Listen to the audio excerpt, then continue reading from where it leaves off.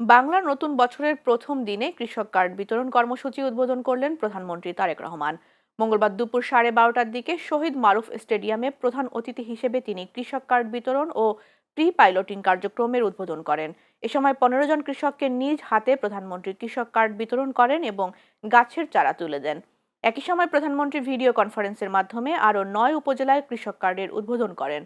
অনুষ্ঠানে কৃষি, মৎস্য ও প্রাণী সম্পদ মন্ত্রী মোহাম্মদ আমিনুর রশিদের সভাপতিত্বে বক্তব্য রাখেন মৎস্য ও প্রাণী সম্পদ প্রতিমন্ত্রী সুলতানা সালাউদ্দিন টুকু এবং প্রধানমন্ত্রীর উপদেষ্টা রুহুল কবির রিজভী।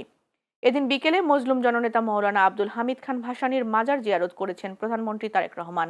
দোয়া শেষে ভাসানীর ব্যবহৃত বিভিন্ন স্মৃতিচিহ্ন ঘুরে দেখেন প্রধানমন্ত্রী। আমরা হয়তো মাত্র 22,000 কৃষককে এই কৃষক কার্ডের সুবিধা আমরা এই মুহূর্তে পৌঁছে দিতে সক্ষম হয়েছি।